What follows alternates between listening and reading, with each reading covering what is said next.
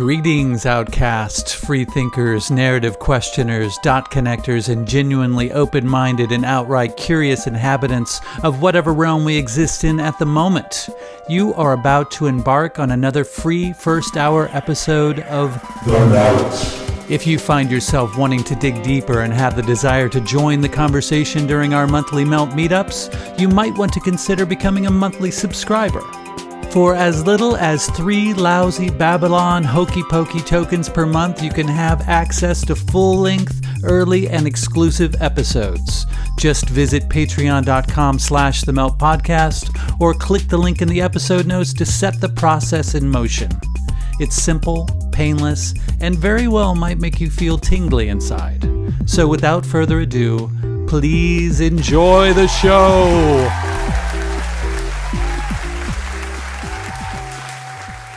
This is Hunter Muse. And this is Chris Snipes, and you are listening to The Melt.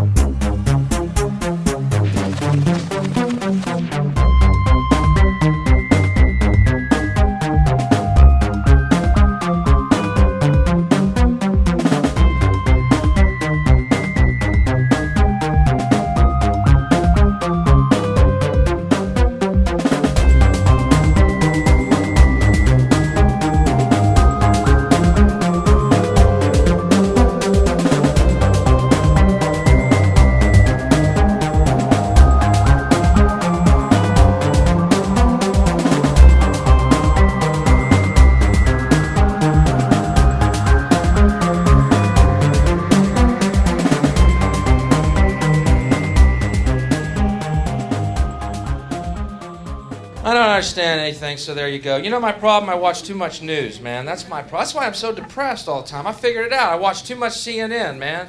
I don't know if you've ever sat around and watched CNN longer than, say, 20 hours in one day. I don't recommend that. Watch CNN headline news for 1 hour. It's the most depressing thing you'll ever fucking do. War, famine, death, AIDS, homeless, recession, depression. War, famine, death, AIDS, homeless. Then you look out your window. Where's all this shit happening?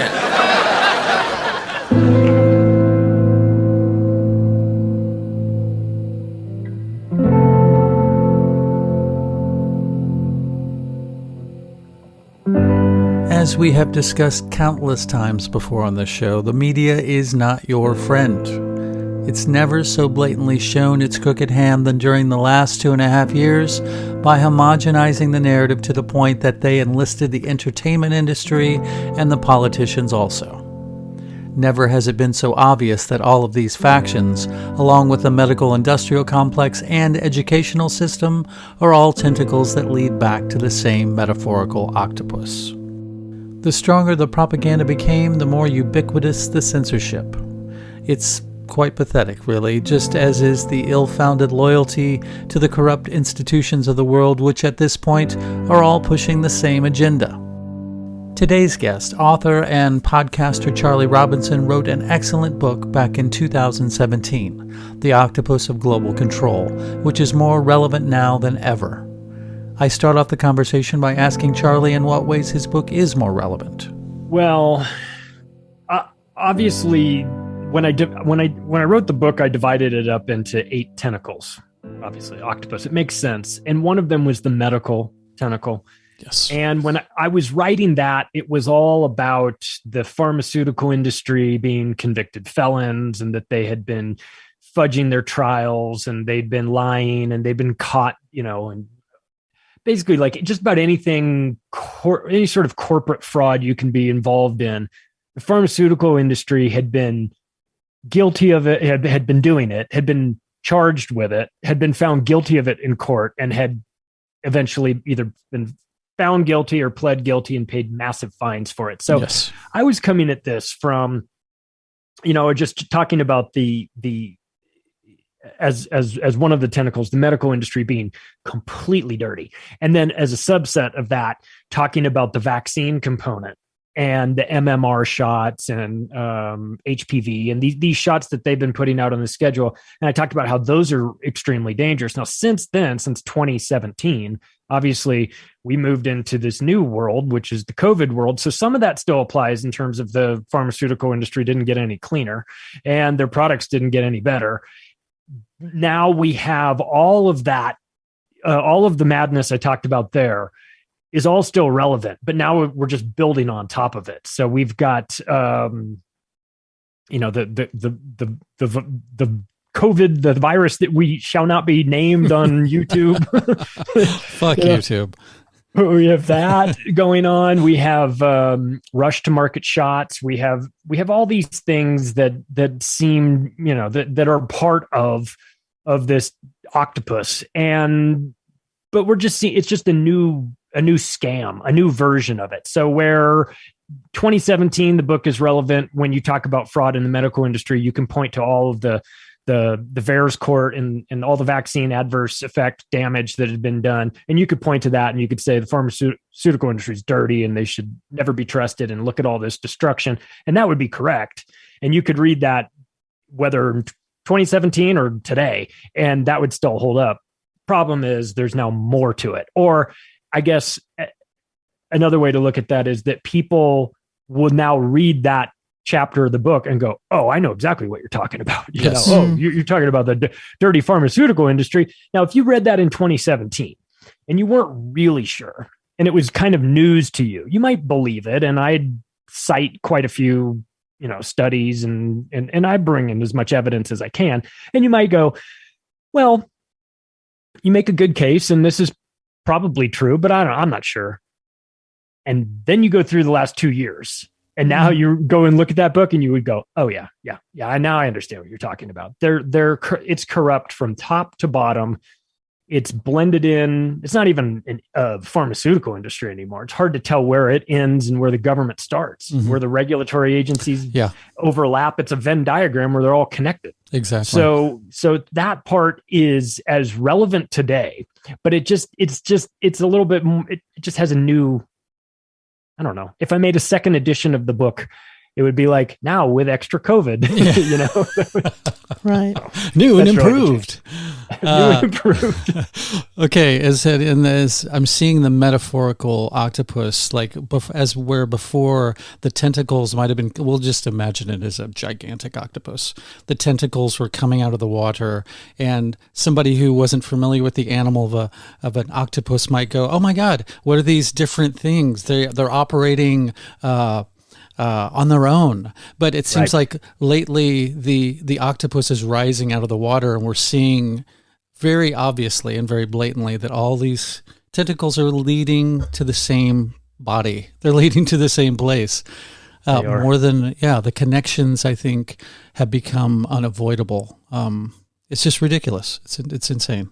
It's funny because the octopus metaphor is fantastic. Obviously, it wasn't my idea. There had been plenty of people that had written about. Danny Casolaro wrote a book called The Octopus, and when he was 44 and it got him killed, I'm like, I'm writing a book about the octopus. I'm 44. I hope I don't die. So it went through my head. But there's the symbology of that octopus. I put a quote in the book, and there's hundreds of quotes in there, but there's one from a guy named John Francis Hylan, who's the mayor of New York City in 1922.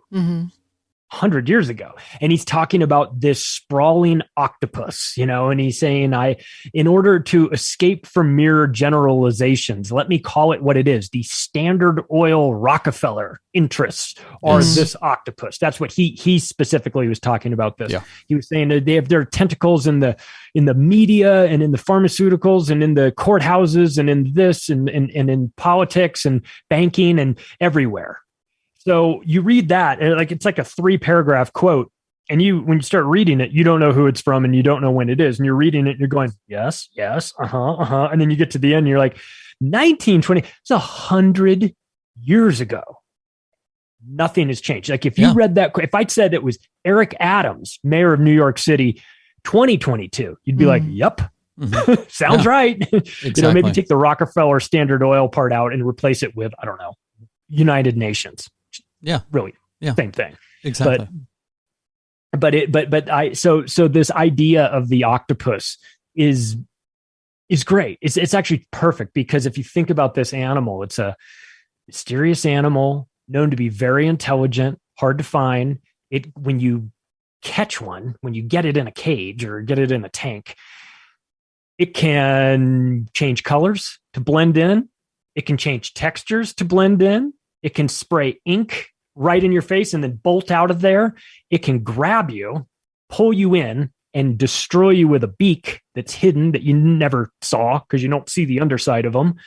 And they're fast. They can take off and you'll never see them again. So it's like, it's got all the parts to sort of describe this group: intelligent and dangerous and mysterious and devious and behind the shadows, and have the ability to camouflage and blend into when they need to and rip you apart when they need to. But, and of course, just hard to pin down as far as they're so clever. They're so amazing, and you want to just watch it. But, you watch this octopus at your own peril, because they're planning things and they're putting moves. And if you're like you mentioned, you watch one tentacle and you go, this is crazy. And then the next thing you know, the other one's tapping you on the shoulder, Exactly. And so it's kind of everywhere. And I just loved that I love the symbology of it, but of course the logo itself, the cartoon logo is not mine. This is, I changed the coloring and I made it white stars instead of what I used. The octopus used to be yellow, and this octopus is the logo for the National Reconnaissance Office, NROL-39 spy satellite that was sent up with this octopus logo on the side of the missile, on the side of the booster. And in the text says, "Nothing is beyond our reach." Holy shit. Wow. I did not know that. They're also slimy. Very slimy. And they can and they can morph into different shapes too. Very true. Good point. Yes. Very slimy. So perfect. Yeah, exactly. So perfect on so many levels. So what do the 8 tentacles represent in the one in your book? So the way I broke it down, and it's not to be, if someone else wrote the book, they could come up with 8 different tentacles. Yeah, sure. So I'm not trying to say that this is the only one, but the ones I chose were military control, governmental control, covert control, physical control, financial control, media, spiritual, and scientific. And we've sort of been living through the scientific one. Well, we've been living through the physical control one too, where you're talking about overt surveillance and you're talking about depopulation and solitary confinement and Agenda 2030 and the end of America and things like this. Yeah. So it's just, I wanted to make sure that people knew that there's a lot of ways to keep people in line. Mm-hmm. They basically figure out what it is that what is it that you need? What works for you? What are you interested in? If you're, if they want to recruit you into this network, they find what your hot button is, whether you're, if you're a politician and you've got a big ego and you want to be the king, you want everybody to know who you are and everything. We got that. We can put you in. If you want money, we've got that too. We can put you in a million different, introduce you to all of our buddies. They'll put you on the board of directors. When you're done with this job in government, you go play golf for Lockheed Martin on their board of directors and make $600,000 a year. Mm-hmm. No problem. We can set all that up. Do you like women? We got lots of it. Mitt Romney has binders full of women, apparently. That's what he said. Do you like little boys? We got little boys. You know what I mean? It's like everything is on the table for these people. So they find out what where their pressure points are in their ego. And they just make them offers they can't refuse. They give them what they want. And then once they're in, it sort of gets explained like, if you ever were to go against us, it would be really bad for you. And I just talked to John Perkins. John Perkins wrote a book called Confessions of an Economic Hitman. And that book changed my life in 2007. And I was talking to him about that because in this book, he's talking about his job when he was an economic hitman was to go around and make these offers to these guys, high-ranking guys, presidents of countries. And he would say, you get this great topography here in Ecuador. We could put a hydroelectric power plant here and it'll generate all this revenue. It'll pay for itself in 10 years. And we'll give you some money and everything will be great. But look at how much electricity it'll generate. It'll raise your GDP. It'll raise your level of prosperity in this country. It'll all be great. And John believed this for 7 of the 10 years that he was doing this. He thought he was actually doing these things. And then the power plant gets built. And then they start to fall behind on their payments because it doesn't create the sort of revenue they thought it was going to create. And then they wind up in a bad situation, where like they can't afford it, but they owe the World Bank and the IMF a lot of money. And so John would approach them and say, well, you owe our guys a lot of money. And, but maybe we can work something out. We can get you to like vote our way in a UN resolution or privatize your lumber industry and sell it to our buddies at Goldman Sachs, or you can, whatever, something like that, some bad deal. So they'd get these guys in these deals where nothing good happened. But if you said no to the offer, John would tell these guys, and it happened on 2 different occasions within 3 months of each other in 1981, he would say, you need to take this offer, because if you don't, then the jackals will come for you. Mm. And to escape from mere generalizations with John Perkins' words, he said that the jackals were contract killers for the CIA. And in both cases with these guys, the General Trujillos in Panama and Jaime Roldos in Ecuador, they turned down the deals. And within 3 months of one another, their airplanes blew up with them and their families in it. Wow. And they knew that would happen. So it's like the mafia, basically. It's worse than the mafia. Yeah. It's the banking mafia. Right. Yeah. They're at least the Italian mafia has ethics. And some form of code and morality. Some form of code, right. Yeah, you don't kill innocent people. Yep. World Bank, kill everybody. Let God sort them out. That's their mentality. They don't care.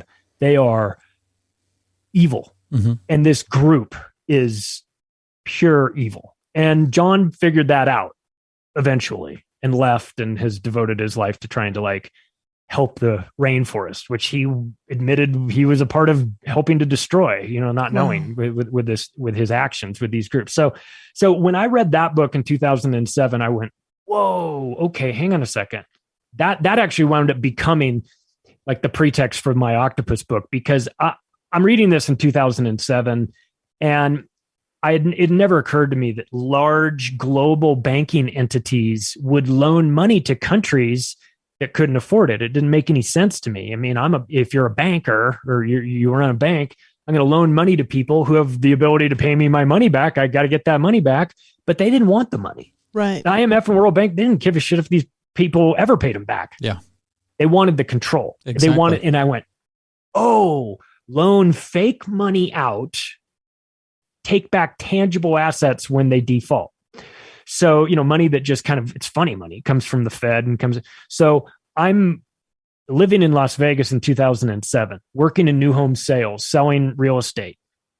We're giving loans, not me, but the mortgage company that our new home sales company owned is giving loans to people that have no business getting these loans. They're never going to be able to pay, especially when the interest rate adjusts in 3 years. They don't know that that's coming. Mm-hmm. They signed the paperwork. It's coming. They just don't know it's coming. Right. They're just so excited to get this house. They're going to buy this house. They're going to have the American dream. No, you're not, because your interest rate's going to spike. You're never going to be able to afford it. And the bank is going to take back this house. Yeah. You're going to loan out fake money and they're going to get a tangible asset. And I went, oh my God, I'm part of this. I had no idea. So that was sort of where I got into this, was because I'm living in Vegas. I'm working in an industry, in the real estate industry, that was booming, just going crazy. And then it crashes. And I wanted to understand why it crashed. I understood that there was some fraud, and I understood that there were irrational exuberance. A lot of people buying houses and buying other houses. I'm going to buy 10 houses and rent them all out.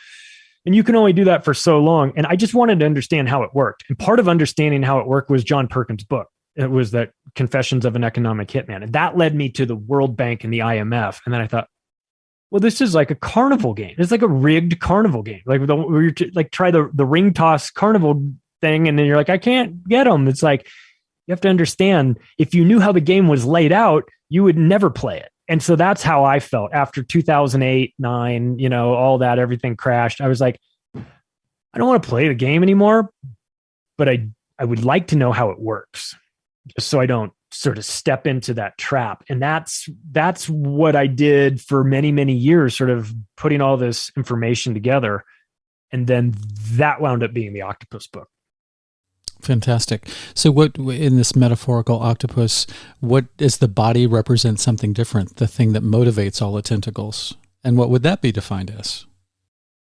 Yeah, well, that's the international, intergenerational banking families at the core of it all that sort of run this whole thing. It's like, if you know if you have a face to put to all this, it's not the right person. Yeah, Right. exactly. You go, it's David Rockefeller. You go, he's involved. Yeah. He's certainly a part of the problem for sure.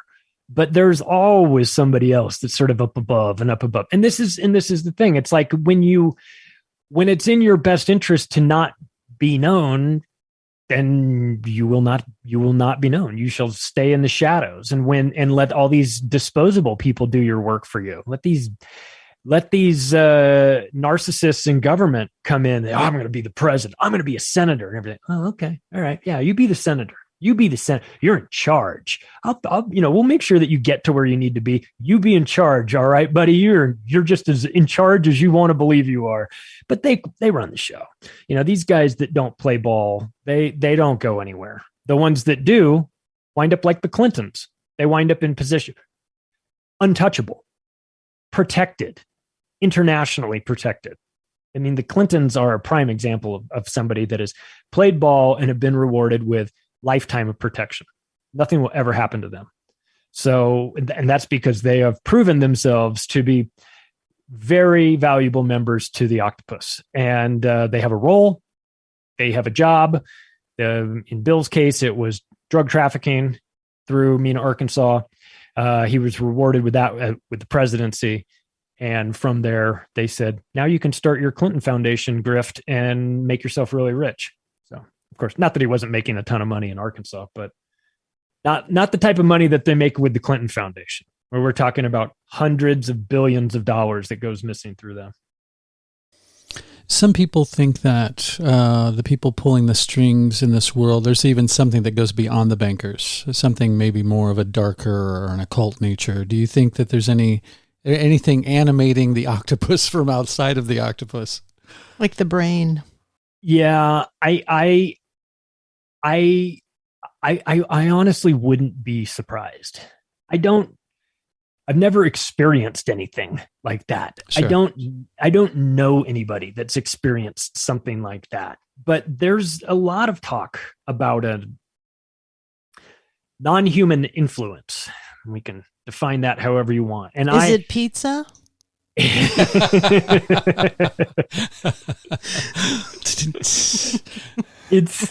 it's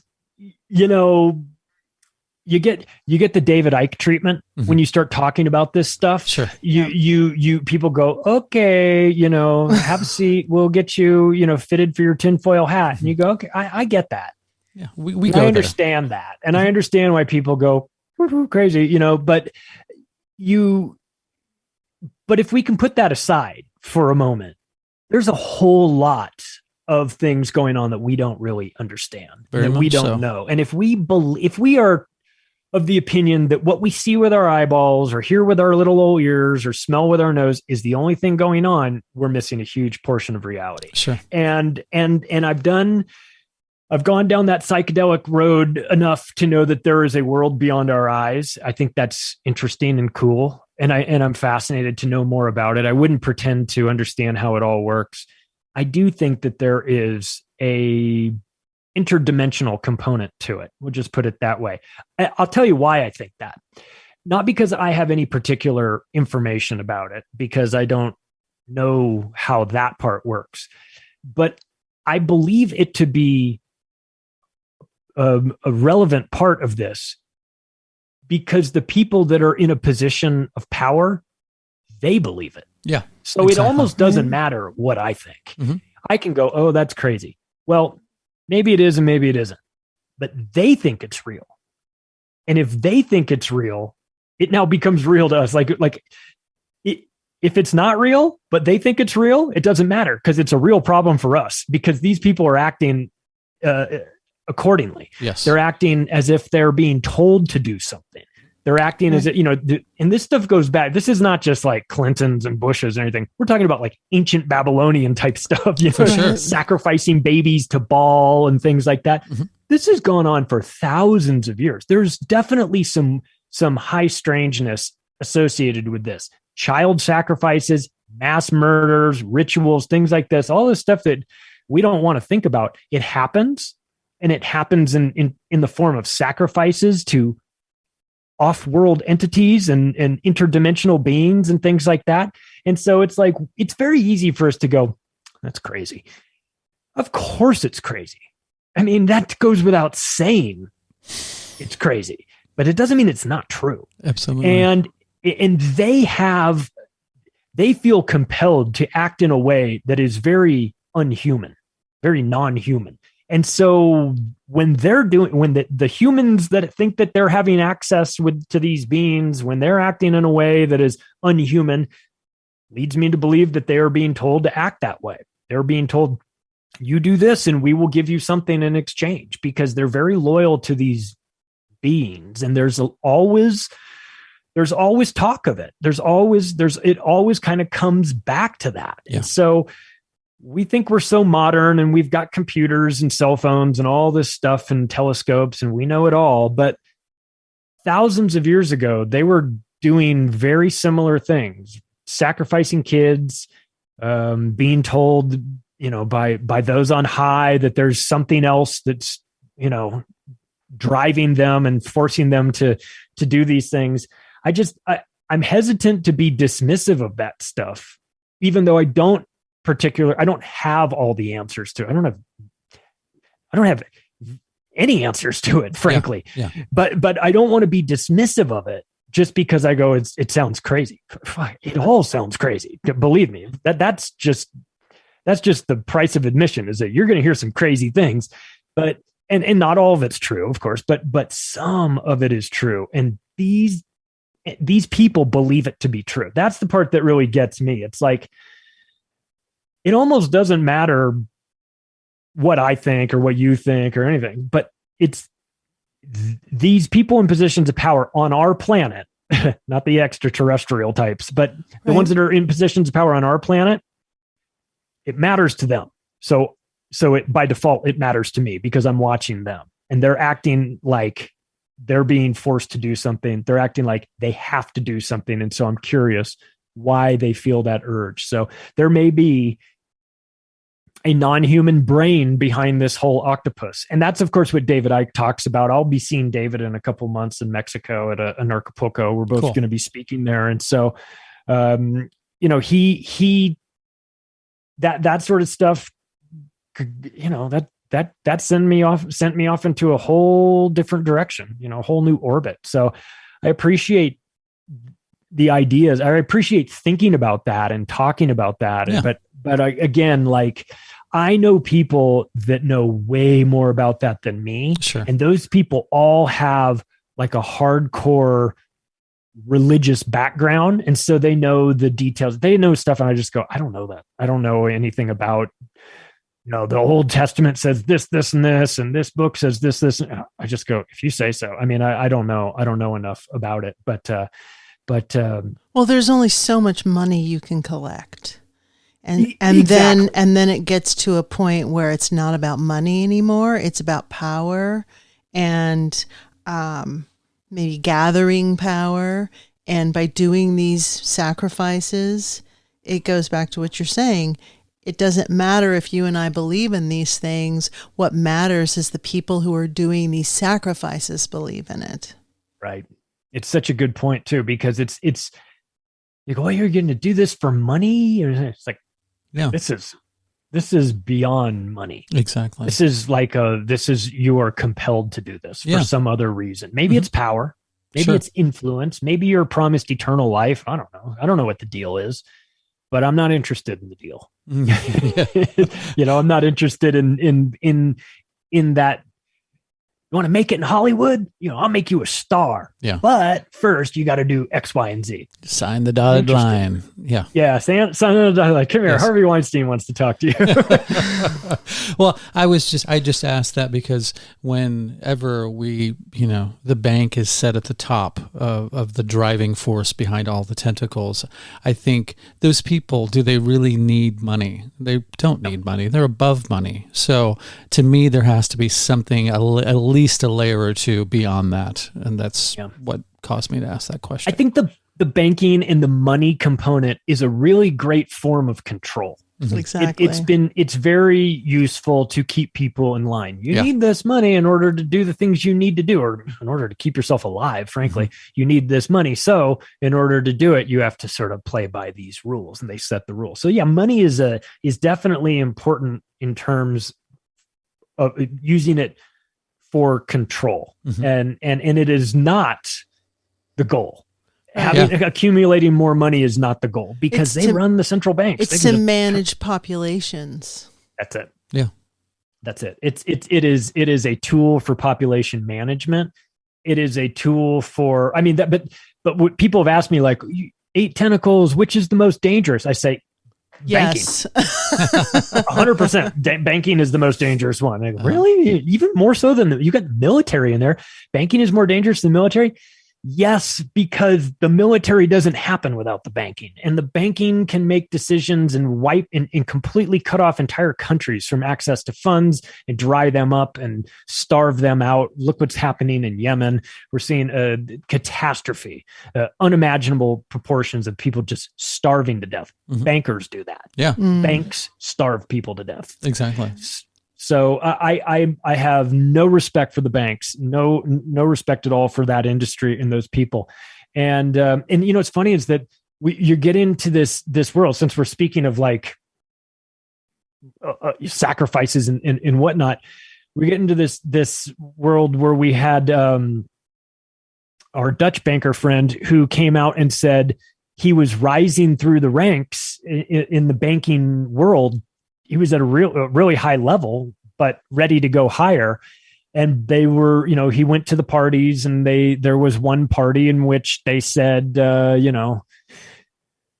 here's your next sort of task here is kill this baby, like this is the ritual. This is you want in, you're very close, but do it. And he said, I couldn't do it. I couldn't do it. I couldn't do it. And this is Ronald Bernard, a Dutch banker, who is very vocal about this. And he's relaying this story, and he's just in tears. He just can't. He's saying it's children. I don't want it that bad. I don't want to be in this industry. So there is a price. There's a ticket that you have to purchase for admission into this club, for sure. And they make you compromise yourself. They make you put yourself in a situation where there's no expiration date on that material. If he had done that, they would have him forever. He would have to just commit to that lifestyle, be all about it. Exactly. Because if he chose to leave, they'd destroy him. He'd blow up. Were they going to document it? Him doing of course. Yeah, of course they would have documented it. Yeah. Yeah. And I think the other element is that all of these are solvable problems. So, starvation, homelessness, these are all things that have been created as distractions, and also to probably serve some higher agenda, some higher energy by creating suffering. Yeah. It's a weird thing to because we're good people. We're nice. We don't feed off of the suffering of other people. It doesn't make sense to us. But if you're some high level scumbag who thinks that they're talking to an interdimensional entity who's telling them, I will give you the secrets of the universe, but you need to give me the energy that I need to live, which comes from the sacrificing of souls to me. And then you go out and start doing this. You're gone. You're on another planet. But that perpetuates a world in which there's just unbelievable suffering. Like you said, it's preventable. You could end hunger in America. We throw away half the food. Yeah. With a stroke of a pen, you could end it. Yeah, rich people could end it. Governments, if they wanted to, could end it. Whatever. It's like you said, it's a solvable problem that doesn't get solved. I wonder why that is, because it's not. There's no appetite to solve it, and so it's like, well, that's weird. If I were king of the world, the first thing I'd do would be to solve it. And they're like, well, that's why you would never be king of the world. Exactly. Yes. I read this great article. Sorry to interrupt you. Ahead. I read this great article in, of all places, the New York Times, that said that wealthy people don't see homelessness. They literally walk around with blinders on. And so that's a reality they don't live in. And when I was living and working in Los Angeles and living and working in Hollywood, I noted this, that there were people in the industry who had to drive through these underpasses in their Maseratis or their Lamborghinis, and there's, thousands and thousands of homeless encampments on the way to the Hollywood Hills, and it's like, those people just don't exist. Yeah. They just don't exist for them. So I think, again, that's part of this agenda is you have to kind of bifurcate your reality where you're living in this one world and then the rest of the population is living in its own separate world, and you just don't interact with that. Never the twain shall meet. Yeah, yeah. And it happens. I mean, you don't even have to be like a bad guy for that to happen. You can just get so caught up in this rat race and so caught up in like, well, I just have to make senior vice president. And then I make, yes. And you're in this, I know, cause I did it. I know, cause I did it in real estate. I worked my ass off in there to try and do what to sell as many houses and make as much money and do all this stuff. And I missed a lot. I missed a lot of things because I was focused on some goal that was important to me at the time, but I missed a bunch of other stuff. It wasn't until I stopped trying to do that stuff that I really kind of opened my eyes to everything else that was going on around me. And I'm glad I did, but I understand how people can get tunnel vision and can get into a situation where they just don't see anybody around them. I went to San Francisco a couple of years ago, and after it had, really fallen apart, and I specifically was looking for the homelessness and I wanted to see, I was doing the opposite of those people. I was specifically looking for it, and I was looking to see where it was in relation to everything else. And what I found was that in San Francisco, you can't really do the LA thing where you just go, oh, no, I'm going to pretend like I don't see it. In San Francisco, the entry door to your high-rise condo building has 30 people sleeping in front. Yeah. And you've got a garage entrance on one side and a garage exit on the other side. So you're coming and going from one side to the other. And when you drive in and out, you can't help but see it. If you go down to get your mail in the lobby, you see everybody out there shooting heroin in your lobby or right out in front of you. I mean, it's impossible to miss that stuff.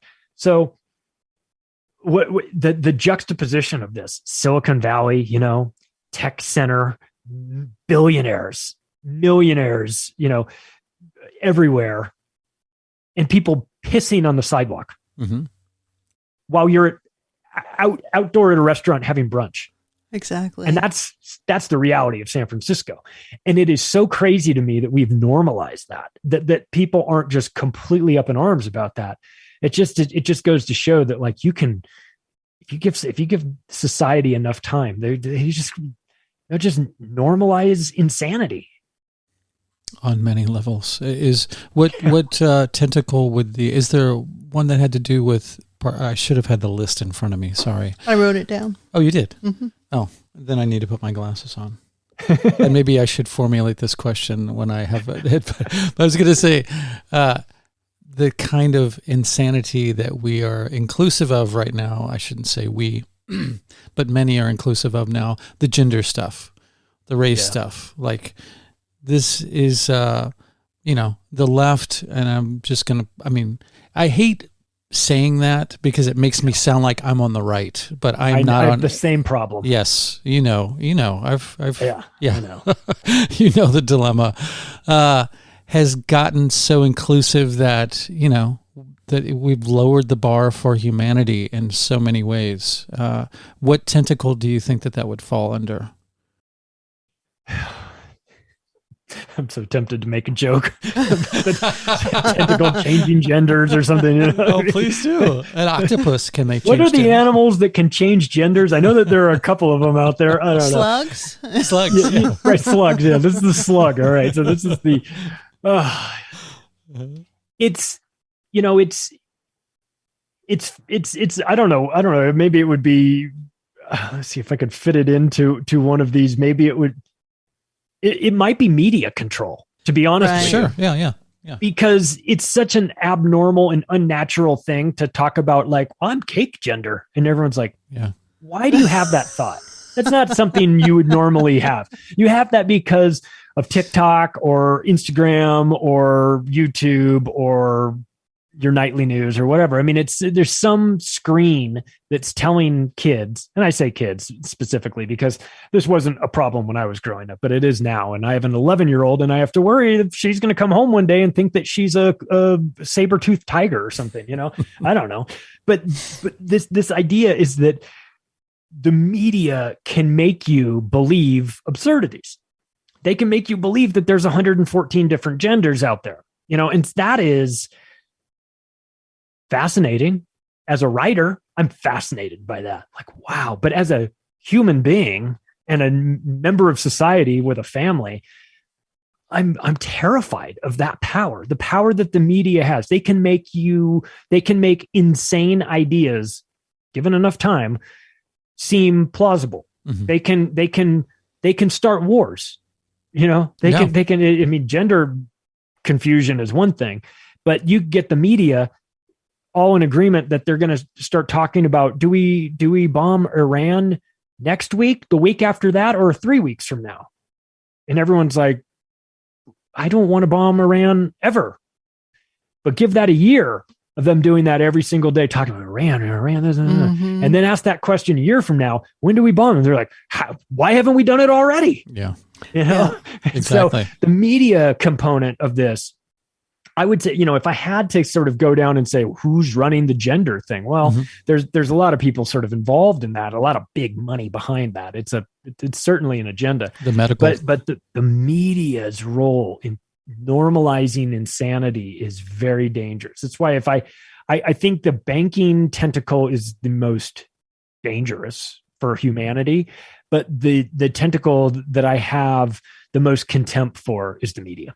I simply despise them. They're such liars, and they know they're lying, and they lie with a straight face and accuse you of being the liar. And I hate that. So I think that the media does, it's gender today, and it's kind of funny and weird, and we don't really even know the ramifications of it. But what the media is also trying to normalize right now in Canada,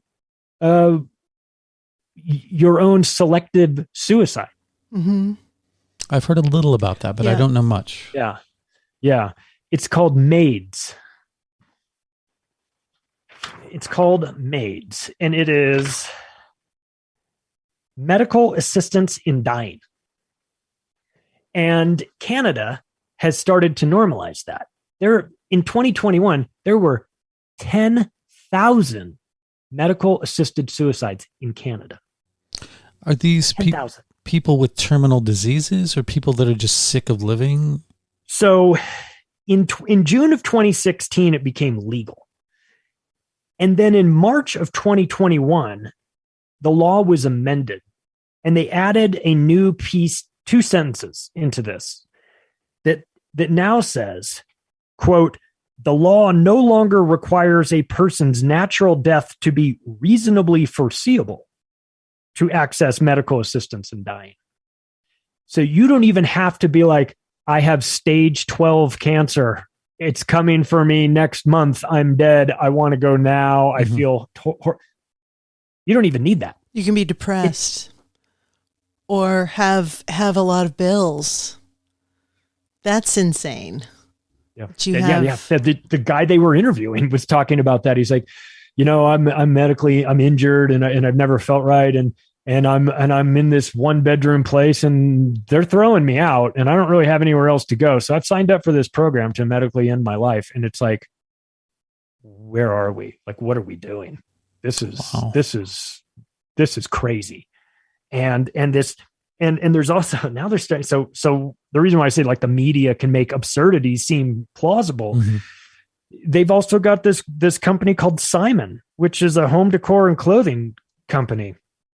And Simon made a short film that they turned into a commercial for their stores that features a lady named Jennifer Hatch, her talking about her planned assisted suicide. And they've done this whole campaign. They did this film, they filmed it, and she's sitting on a beach and she's kind of pondering his voiceover, I always wondered what it would be like to take my last breath and, the power that I feel in taking control of my death and blah, blah, blah, blah. And I'm listening to this and I'm just going, this is so bad. I can see where this is going. This is going to a place where you're going to have suicide pods at the mall. Suicide parties.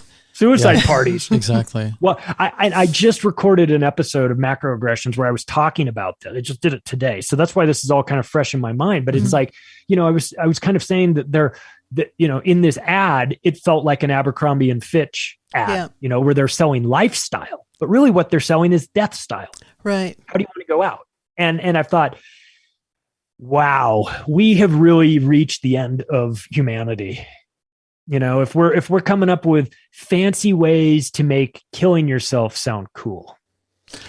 Is this the clean needles version of suicide? I mean, like, people are going to do it anyway, so why not do it in the safety and comfort of a clinical setting? I mean, pretty much. Yeah, I think so. But I think the media isn't its own entity. I think the media is really an agent for the government, for the military, for the bankers. So they're really just the talking box that is really propagating all of this propaganda and all of the shit that these other tentacles want to enact.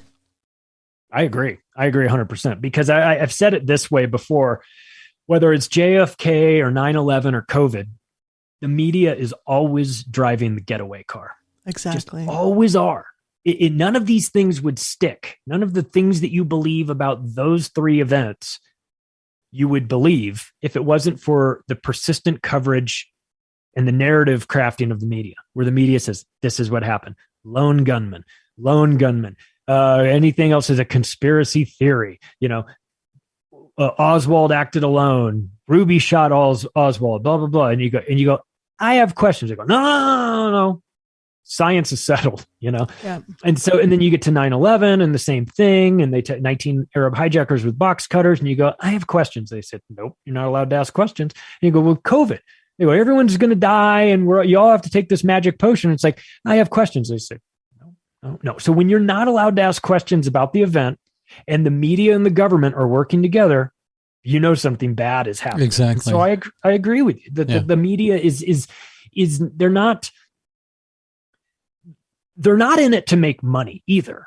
Yeah. Like we make this assumption like, oh, CNN's losing a bunch of money, or they're only making $1 billion a year or anything. CNN could lose $1 billion a year. It's a lost leader for the powers that be. They don't care. Yeah. Maybe CNN's a bad example because they've really lost their power to control people. But at their peak, when they had control over it, it didn't matter if that entity was making $1 or losing a ton of money. It had a different reason for existing, and that was to get people into some acceptable version of reality let them debate rigorously inside that acceptable reality. Mhm. And anything outside of that, you just come down hard on them and ridicule anybody that gets right out any direction outside on either end, far left or far right. Just shut them down immediately. But here's where you're allowed to talk about this. You're allowed to discuss it. You're allowed to red team versus blue team this and all this stuff. But you can talk about this stuff all day long. Don't talk about the real things. Don't talk about this other stuff that's kind of outside of that, not because it's not true. Yeah. Because you want to talk about, because it is true. Yeah. That's why they don't want you to talk. I mean, if you want to go, I've got news on Elvis was spotted at the Target in Littleton, Colorado. And I saw him down there. He was eating ding dongs on aisle 4 and everything all day long. You talk about that all day long. Yeah. Yep. The minute you start talking about, I think this might have been made in a laboratory, or I don't think it could, there goes your channel. There goes everything. Yeah. So, but we can say the same about Fox News, because 70% of Fox advertising, it comes from the pharmaceutical industry. And what has created this division is that if you quote unquote believe in CNN, then you can't watch Fox News. You can't believe in Fox News. If you watch Fox News, then you can't believe or watch CNN. So if you watch both, you see that they're both rubbish. You see that they're both full of shit, and they're focusing on a different aspect of the same lie. Yeah, and it's really tough for like the average person that goes to work and busts their butt and comes home and makes dinner for the kids and he gets them ready for bed, and like they don't have unlimited time. Yeah. 30 minutes, maybe figure out what's going on in the world, turn on the news, maybe watch it while I'm making dinner, maybe I'll watch it after the kids go to bed, whatever. That's what you get, right? So you get this amount of time to tell the people what the world is like, and then they go on about their daily lives and everything. Now, if you never question that, you live in a different world than everybody that does question it. And I have been on both sides of that. I've been in the camp that just said, well, I don't know what's going on in the world. I mean, the news is saying this is what's happening. I have no reason to distrust them necessarily. I don't know what's going on in Somalia. They seem to be there and they're telling me that everything's fine. And I don't know. So, but the minute you start to dig into that and you find out why these corporations, why the media is telling you what they're telling you, and then you find out, you go, well, wait a second. I feel this was how I explained the vaccine question pre-COVID. I would say, people would say like, well, if vaccines were dangerous, like you say they are, surely I would have heard about it on my nightly news. And since I haven't heard about it on my nightly news, I really don't know what you're talking about. And it sounds kind of crazy to me. So maybe you're wrong. That's, that would be the pitch. That would be what they would say to me. And it would be like, well, and my response would be, did you know that the mainstream media in America gets anywhere from 50 to 70% of their advertising revenue from the pharmaceutical industry?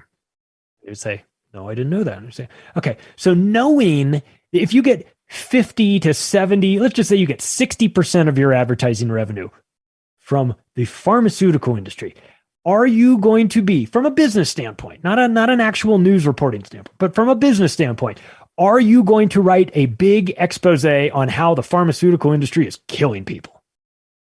Probably not. Yeah. Right. Because all your money would walk right out the door. So the reason why you haven't seen the big expose on vaccines on your nightly news is because your nightly news has a financial incentive to not run that story. Exactly. And so people make this assumption that just because they didn't see it on their nightly news, that it must not exist. It must not be true. But there's actually reasons why you're not seeing that on your nightly news. You're not going to see the big thing about, Anderson Cooper's not going to say, guys, vaccines are super dangerous, and here's why, and here's the VAERS court, and here's how much money they've paid out, and this is what all the people that are sick from. Never going to happen. And so, like, there are certain generations that say, well, I turn on the news, and if it's on the news, then it's happening. And if it's not on the news, then it's probably not happening. So they believe mistakenly, because they've never seen that story on vaccines, that the vaccines there must not be any story to tell about that. And that's a very dangerous assumption to make. So we get into this new world, this world now of COVID and everything. And the same sort of philosophy applies, if people watching Fox News are like, we got to get this Fauci guy out of here. And I go, hang on a second. You're watching Fox News. They have the same situation. They're still getting 70% of their ad revenue from the pharmaceutical industry too. So you're not getting the straight information as long as there's a financial incentive component to this, to the news, where they have to be accountable to their advertisers, then they can't very well shit on their advertisers and keep their business running. So instead, what they do is they lie by omission, or they just lie. And when you do that, you wind up like CNN, and you lose 91% of your audience in 2 years. Yeah. And that's where we are right now. The media has lost their trust. Great. They should never have had it in the first place, but they're losing it. People are tuning out. And I see this as a very positive sign. It's not happening fast enough for me, but it's definitely a trend in the right direction, that people are starting to go, I'm not really sure if what they're telling me on the nightly news is 100% true. I think maybe they don't know it all. Yeah. Good. Start there with maybe the people on the news made a mistake. Yeah, exactly. Well, and the collective PTSD of an event like JFK assassination, like 9/11, like COVID, is that they use the propaganda is airing these things, as you said, 24 hours a day for years. So what it's doing is collectively traumatizing the public into this place where it lowers your intelligence and lowers your ability to discern what you're viewing because you are being traumatized. So it's basically like living in a Clockwork Orange on a cycle, a 24-hour news cycle. For sure. In fact, I just had this conversation a couple days ago because I was watching football, and I'm a huge football sports fan and worked in the industry and love the game and all that stuff. Watching football, a guy gets rolled up on, and it's bad, right? His knee goes a direction it's not supposed to go. And they go to commercial, and they come back. And when they come back, they're carting the guy off, and the announcers say, we're just not going to show you that one again. a little too graphic, a little too gory. And I think, well, that's funny. You'll show me 9/11. You'll show me those buildings going down on a loop. Yep. I've seen that 5,000 times. Yeah. So why if I'm watching 1,000 people get obliterated and pulverized and dustified, why is that okay? But I can't watch a guy blow his ACL out. Yeah.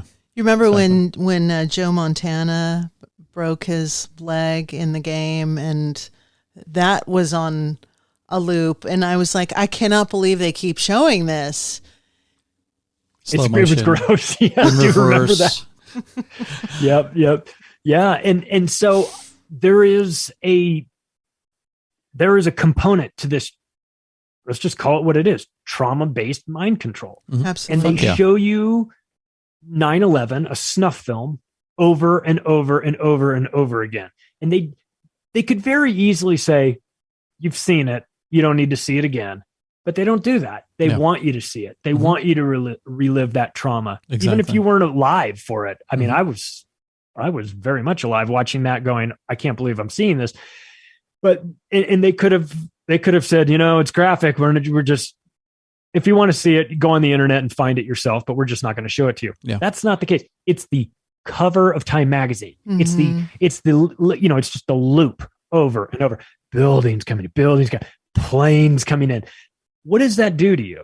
It does something to your mind. I don't know exactly how it all works, but that trauma stays with you, and it puts things in your subconscious. And I think that a lot of what these people do is operate in a different plane of existence where we're dealing with the conscious, and they're dealing with programming us on a subconscious level too, where we are very unequipped to deal with that. We don't even know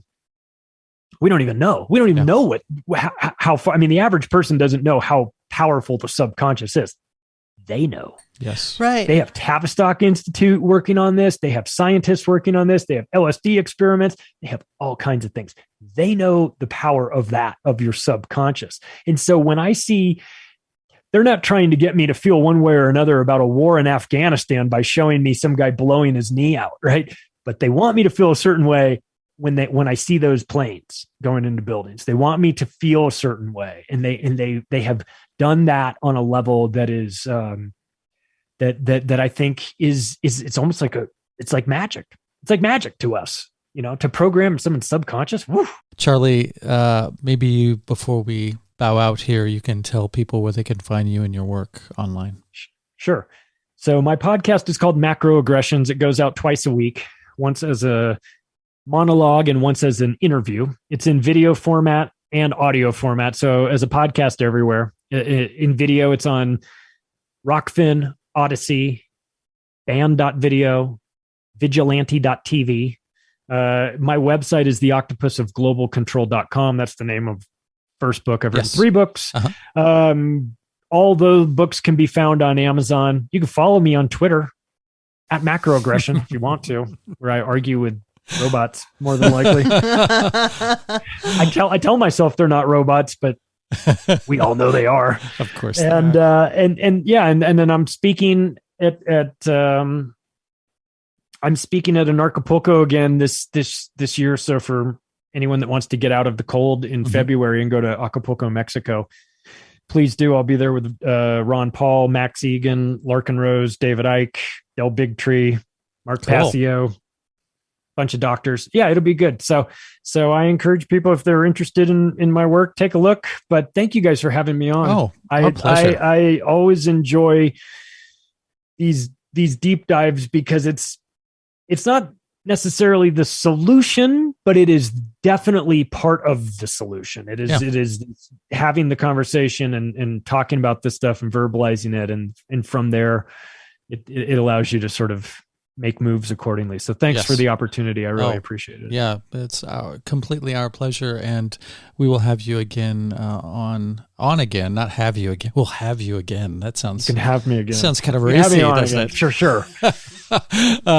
After we read your latest book, which is called... Hypocrisy, Surviving in a World of Cultural Double Standards. Yes, I can't wait to read it. Oh, I have some fun in that one. That one, I brought, there's like 400 footnotes in there because the insanity is there's so much crazy stuff in the book that I had to document all of it because otherwise you'd just think I was making it up. Yeah, exactly. Well, if it's anywhere as well researched as the first book, then I can't wait to sink my teeth into it. So thank you. Yes, we'll talk a little down the road, Charlie. Thank you so much for taking the time to chat. It's an honor and a pleasure to meet you. Yes. Thank you. It's nice to meet you both too. Yes. Have a good rest of your evening. You too. Bye. Farewell. Are we We're live? on. Are we on? We're on. Wow. Charlie. Yes. I love that he mentioned in the second hour Russell Blaylock. Because that's where my research in the masking issue started, was with Russell Blaylock. Yeah. I believe he quotes him and thousands of other people, well, maybe hundreds. That would be more of an accurate assessment in the book that I just got done reading, the Octopus of Global Control. Absolutely excellent book. I highly recommend it. I read an ebook version of it, but I'm wanting to order the hard copy just to have around as a reference. Maybe keep it on the coffee table. I like you. I like you too. Yeah, that was great. It's so riveting and interesting, and I love his just kind of the way he's distilled this down. Again, these topics can be so overwhelming because there's so many things to try to kind of keep track of and to see how it's all interrelated and how these things are all enmeshed. and work together is so powerful and so important. And so I think this book is a must read for anyone who is, it would be a great primer for someone who is conspiracy curious.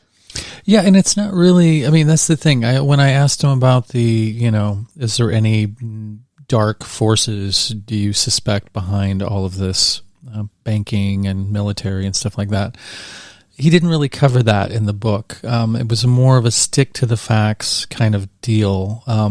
A lot of, probably at least, well, maybe not half, but maybe a third at least of the information was quotes or excerpts from books or speeches or something like that. So he very much stays on, do I bore you? No. He very, very much stays on task as far as just the facts. He doesn't really go off on long tangents of conjecture or anything like that. Conspiracy, yeah, but like you posted some little clip of some comedian who's saying, I don't really get people who don't say they don't believe in conspiracies. Every conspiracy? Like, what's the rest of that? He's basically saying, like, the government is fucked up, and of course the government is conspiring against you.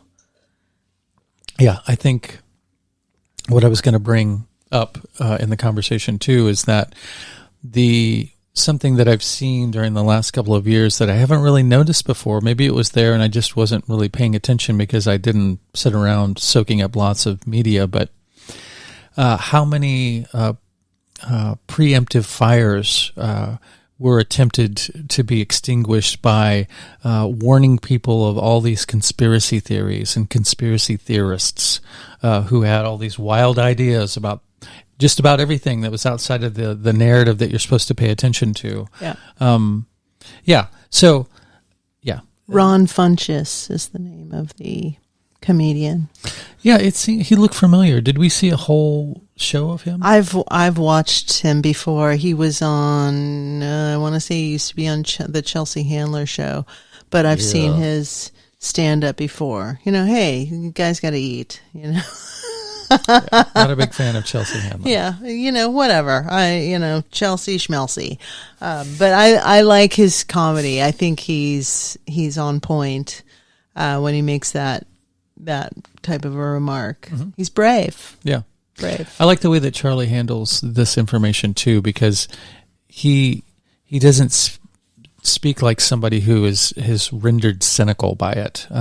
He still has this spark of life in him, of curiosity and fascination, even though a lot of this stuff is really heavy shit and tragic and dark. Yeah. But he puts it in a way that doesn't burden you with the why can't I fucking articulate? Can you finish my sentences for me? I think part of what you're trying to say is that he still has a spark of optimism, and my instinct tells me that's because he has an 11-year-old daughter, and so he doesn't want to get caught in the idea that all of this, these bad actors and this predatorial universe we live in is a foregone conclusion. He wants to feel that there's some hope for his daughter's future, and he has every right to feel that way because none of these things are set. I think that's the nature of everything that's happening, is that there is a fluidity to it. And so where, kind of as we were touching upon about what happened with the COVID thing, that there were kind of two very distinct camps that were birthed out of that, which is the people who took that as an opportunity to comply and be good soldiers. And then there was this other group of people who maybe hadn't really dipped into the conspiracy world before, who suddenly were like, hey, let's wait a second here. Like, now I don't have to go to work every day. Let me take an opportunity to dig into this a little bit. Yeah. I said us. I popped in there and said us, but you didn't finish what you were saying. That is not us. That was maybe us when we were 5. Shit. I know. When he was talking about his parents, I was like, well, my mom was talking about the CIA when I was 5. So.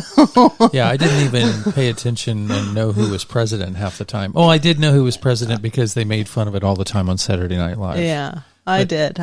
Which is unfortunate on some level, because maybe I wanted a guy like Charlie to be my dad, but I ended up more with, 12 monkeys.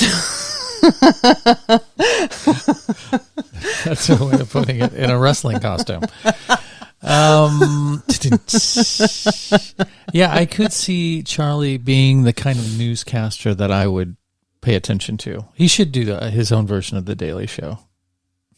Yeah, he's great. Yeah. He's definitely got a charm about him, and he's got the look that he could be on television. For sure. And he reminds me of someone who shall go nameless that I used to work for, a Hollywood actor that I used to work for. He looks a lot like him. And so when he was speaking, I was like, wow, this is weird. This is like this Stepford thing. Like, if this guy that I used to work for, if he actually, dipped his reality into, this world, it would be Charlie. So that was a weird thing that I noticed.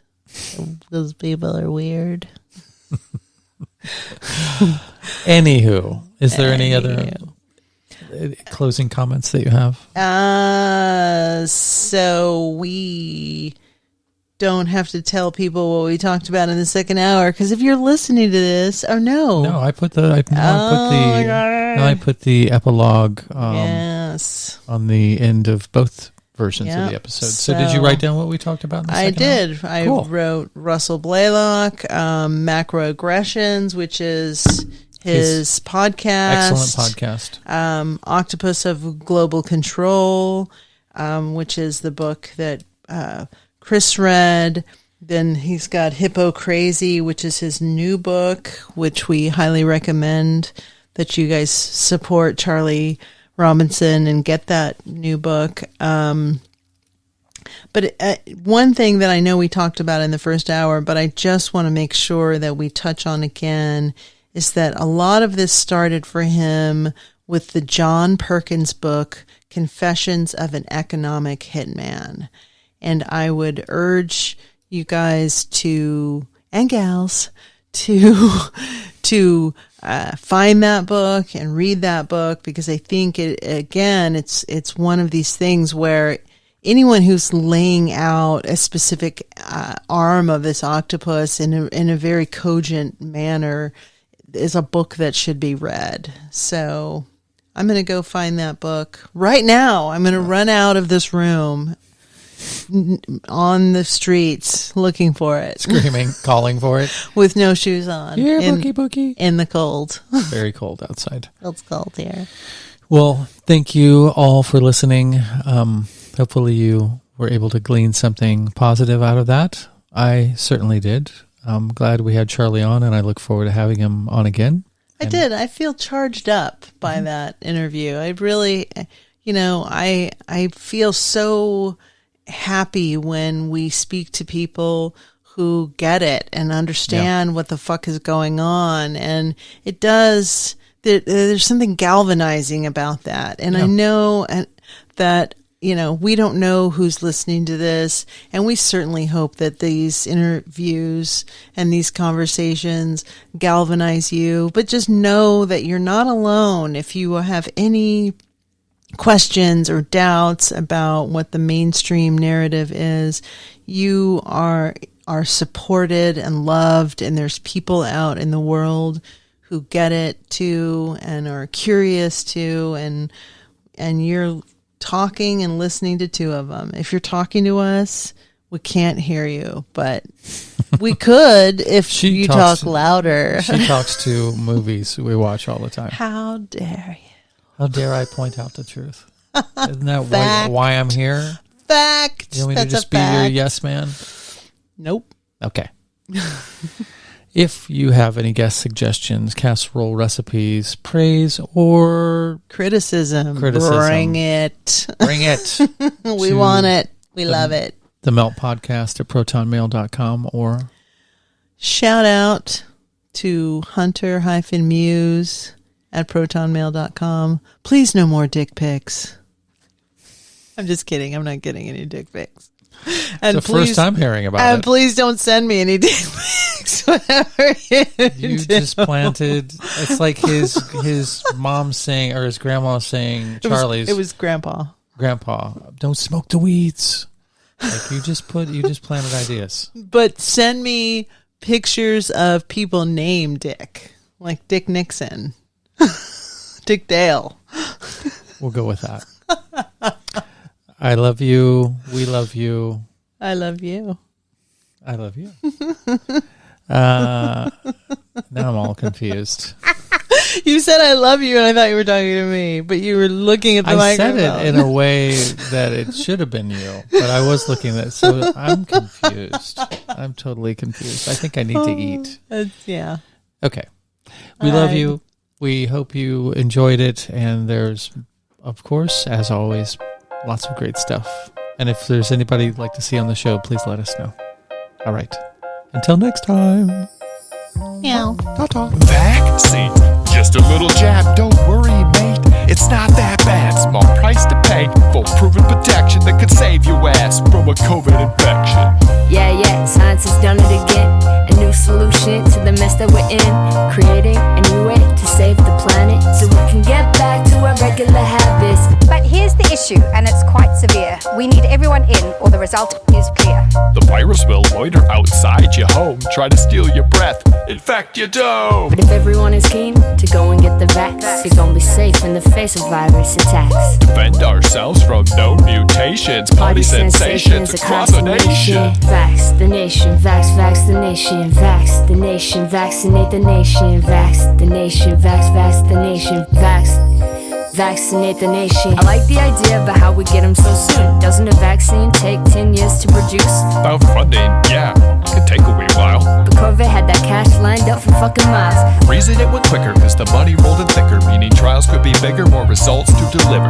I know what you're thinking, I'm young, I'm healthy, the virus won't affect me. How can Pfizer help me? Long-term effects, not on this bot, on God. Delta will keep your dicks off. Inability to orgasm, damage to your lungs. That's a heavy price to pay, don't be fucking dumb. Be on the watch for misinformation and trust the nerds deep in the situation. Vax the nation. Vaccinate the nation. What? Vax the nation. Vaccinate the nation. What? Vax the nation. Vaccinate the nation. What? Yeah, man, this all sounds great, and I can't wait to keep my community safe. But how do I go and get this vax? Like, what's the protocol? Do I pay tax? Nah, man, it's totally free. Just register yourself with Book My Vaccine. Wait for an email or text and then yield, and you'll be more attractive to Dr. Bloomfield. Vaccines will be transmission, lower hospital admissions, the case outbreak. It will reduce any symptoms. So go get your spot, it'll make you more hot. Over 1 billion worldwide have taken their shot. Let's to get mine, I sit there in the line.